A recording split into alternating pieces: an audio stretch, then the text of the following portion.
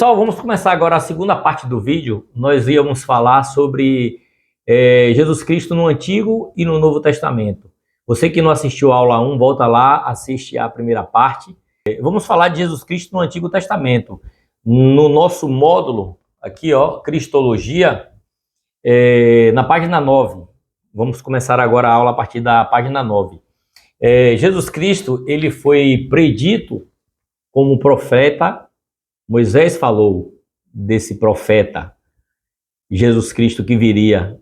Ele como rei, a Bíblia também predisse que ele seria o rei da linhagem de Davi, rei de Judá, e seu reino seria de eternidade e de paz. E Jesus Cristo também como sacerdote foi descrito, ele era descrito na pessoa do sacerdote, que era a pessoa que levava, que fazia o sacrifício uma vez ao ano, entrava no Santo dos Santos para fazer a expiação do pecado. O sangue inocente era derramado para a expiação do pecado. Mas a Bíblia diz que Jesus é o nosso único e suficiente sacrifício. O sangue dele é capaz de nos remir de todo o pecado. Em Hebreus 4:14 descreve bem isso. Visto que temos um grande sumo sacerdote, Jesus, Filho de Deus, que penetrou nos céus, retenhamos firmemente a nossa confissão, porque não temos um sumo sacerdote que não possa compadecer-se das nossas fraquezas, porém um que, como nós, em tudo foi tentado, mas sem pecado. Jesus Cristo, ele decidiu entregar a sua vida, ele mesmo se entregou por nós. De todo o Antigo Testamento, quando você começa lá em Gênesis, lá 3:15, após a queda, quando Deus estava dando a sentença da mulher, do homem, a sentença de Eva, a sentença de Adão, a sentença de Satanás, ele falou lá, da virgem nasceria um. Está lá em Gênesis 3:15, que esmagaria a cabeça da serpente. Em Isaías 7:14, afirma que ele nasceria de uma virgem. Ele seria o Filho de Deus. Proclamarei o decreto do Senhor. Ele me disse, tu és meu filho, hoje eu te gerei. Salmos 2:7. Em Mateus 3:17, eis que uma voz do céu que dizia, este é meu filho amado, a qual eu me comprazo. Então, isso se cumpriu lá em Jesus. Diz que ele seria da semente de Abraão, em Gênesis 22:18. Filho de Isaac, Gênesis 21:12. Casa de Davi, Jeremias 23:5. Até a cidade já foi prefigurado.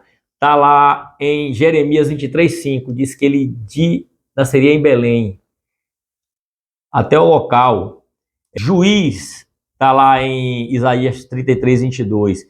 Ele seria precedido pelo mensageiro, como está em Isaías 40, versículo 3, e se configurou isso em João Batista, como diz, vós, como disse o profeta, vós que clama no deserto, anunciai, a chegada do Messias.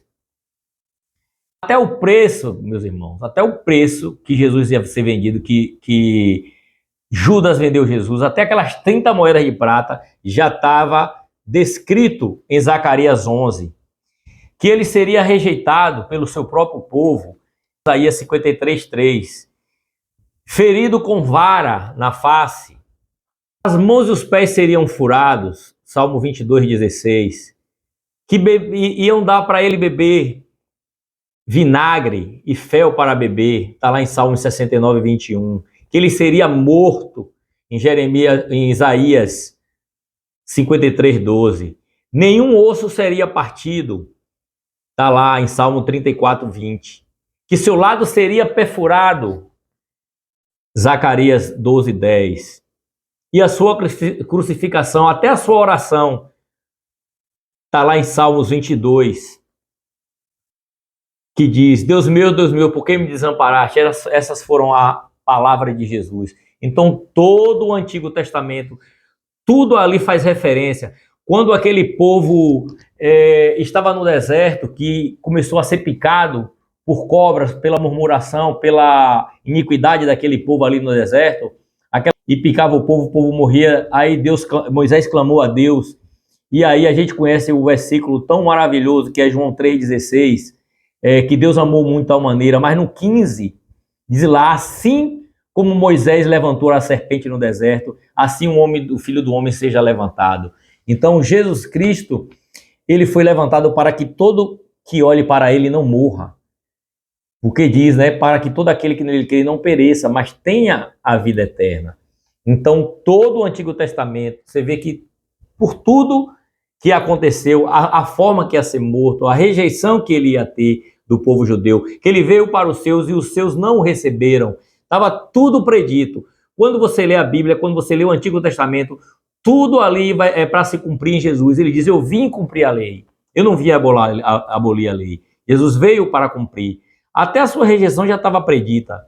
Mas vamos agora para algumas referências de Jesus Cristo no Novo Testamento. Em todo o Novo Testamento, Jesus tinha consciência sobre a sua pessoa. Então, assim, no Novo Testamento também mostra que Jesus tinha consciência da sua missão. O propósito da sua vinda à Terra, de entregar a vida por mim e por você. A gente tem uma concepção errada de evangelho.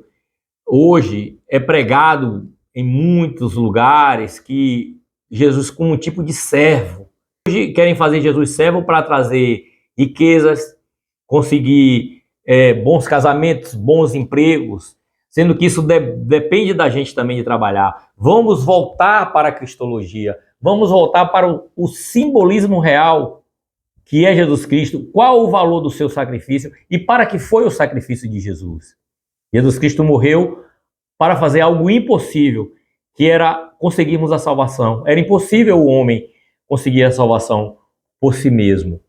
E ele tinha noção disso. Ele tinha noção que ele era Deus, que ele também era homem.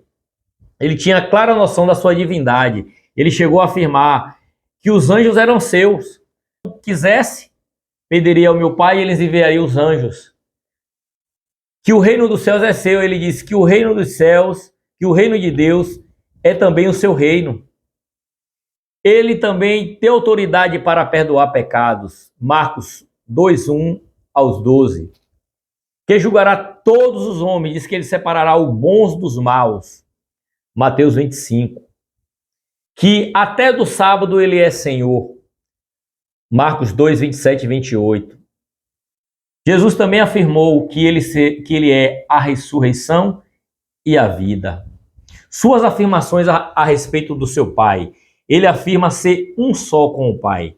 Em João 10, 33. Então, além das passagens a qual Jesus ele sabia do seu caráter divino, ele afirma ser um com o Pai. Ele afirma que quem vê ele vê o Pai. Afirma que quem honra ele, honra o Pai. Afirma que ele é antes de Abraão, como está lá em João 8,58, que os discípulos, que os fariseus, os judeus queriam matá-lo por causa disso. E ele tem a mesma natureza do Pai, que ele diz, Pai, que eles sejam um, assim como eu e tu somos um, ó Pai. E vamos agora falar sobre as impressões e as afirmações que as pessoas tiveram a respeito dele também no Novo Testamento. Paulo afirma que Jesus é a imagem do Deus invisível, no qual todas as coisas subsistem, e que nele reside toda a plenitude da divindade.